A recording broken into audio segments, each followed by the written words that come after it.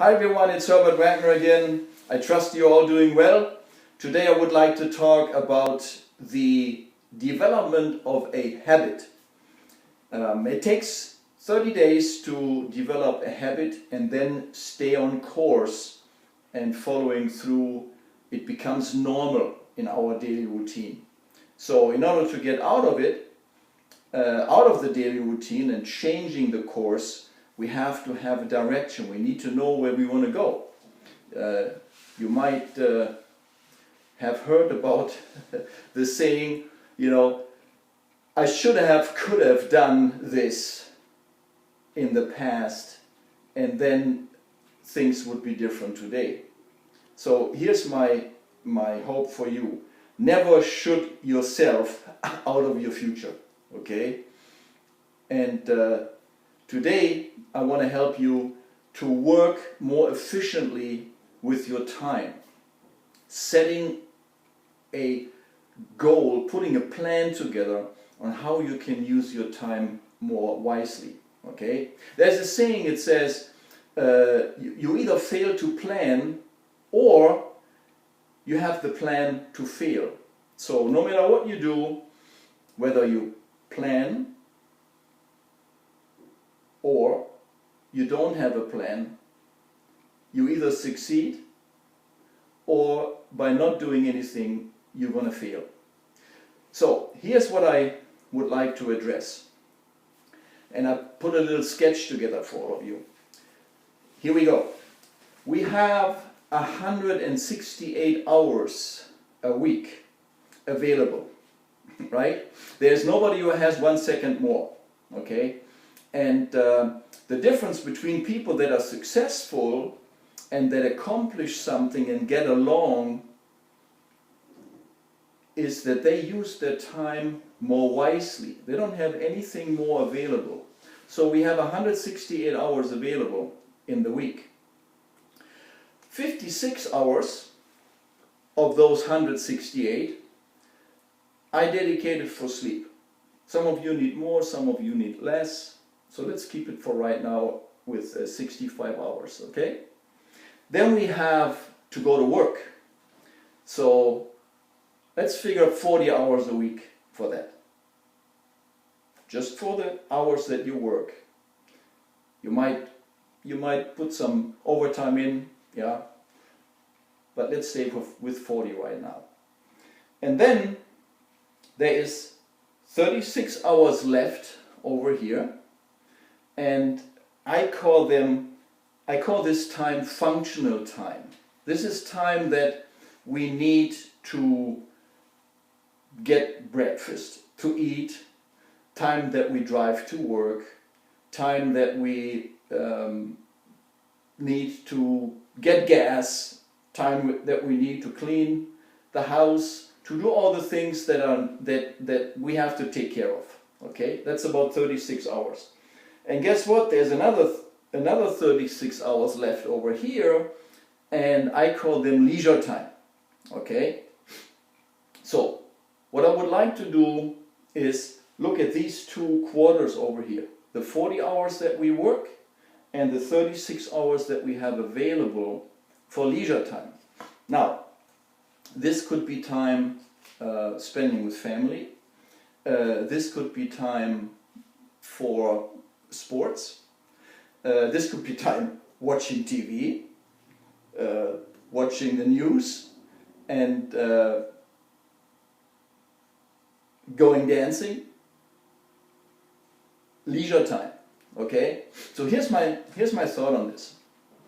If I look at 36 hours that I have available during the week, what could I do to use this time a little bit more wisely to change the direction, my direction in life, okay? You might have heard about it that the best investment that you can do is basically investing in yourself, okay? So those 36 hours, if I would take, let's say just 1 hour a day, okay? I want to show you a very interesting statistic here in a minute. 1 hour a day, if I put 1 hour a day into reading, okay, feeding my most valuable part of my body, which is my brain, feeding this instrument that has been given to me, amazing instrument. If I feed this instrument for 1 hour a day with knowledge, I can create a melody. I can create music, something that is really, really changing the direction in my life. So 1 hour a day reading would allow me to finish one book in a month. Reading one book a month. That would be 12 books a year. Okay? So here are a few statistics that I would like to share with you. And I'm going to get back to this in a second. But I want to share some statistics that I read the other day in an article. Okay, here we go. It's about reading. 33% of school graduates never read another book for the rest of their lives. Can you imagine that? 33% don't read a book again for the rest of their lives after they finish high school. Okay? 42% of all college graduates never read another book after college. It's almost like, well, you know, I read one book and that should do it, you know. Well, I just want to throw something in that just pops into my mind here. If I take a shower most every day, yeah, or every other day, I clean my body. If I read 1 hour a day, I clean my mind. So why do we accept the fact that we take a shower and we don't shower our brain and, you know, get it cleaned up and ready? Okay, so here are a few more statistics. 70% of US adults have not been in a bookstore for the last 5 years. Well, it might be the internet. That's probably it. It is the internet that keeps us away from bookstores, right? We go to Amazon.com or half.com and we buy the books online. You think that that's the reason that we don't pay attention to reading? I don't think so. Another one. 80% of US families didn't buy or read a book the last year. So, enough of the statistics. You all know whether you are guilty or not, right? So I'm going to put this aside. I just wanted to share these numbers with you because I really think it's amazing. It's amazing when we realize what's going on or what would happen if we would break out of the norm and we would become one of the 43%, yeah, or even one of the 20% that read a book or buy a book last year. Okay, so it's the end of the year 2015. So why don't we you know, put a plan together and say, hey, next year it's going to be different, right? We all have our thoughts about the new year and what we want to change. We know we have to change something, but it's like going to the gym or signing up for a gym membership. You know, the first month of 2016, you can hardly get on an equipment, and then all of a sudden by February, March, it's almost like you own the gym because nobody's coming back, right? So let's feed our brains, okay? I want to go back to this statistic here. Looking at the 168 hours that we have during the week, right? We were talking about the 36 hours of leisure time, okay? Now think about this. How do I get information?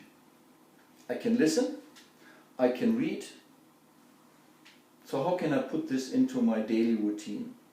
Well, Life Leadership offers a opportunity to listen to CDs. Guess what? For those of you that have a longer drive to work every day, back and forth, there's an amazing opportunity to use your university on wheels and put some amazing stuff into your brain. Learning while you drive to work, listening to information that would change your life, right?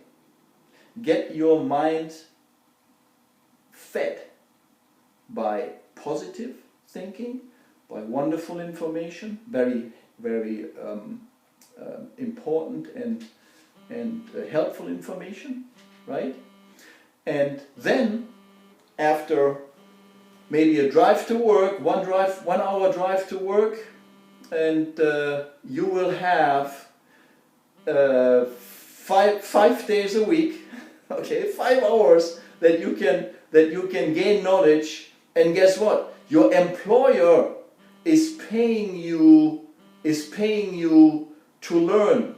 I think that's a wonderful idea. You get paid on your way to work, and what you learn is going to set you free, and you can get away from your job one day, right?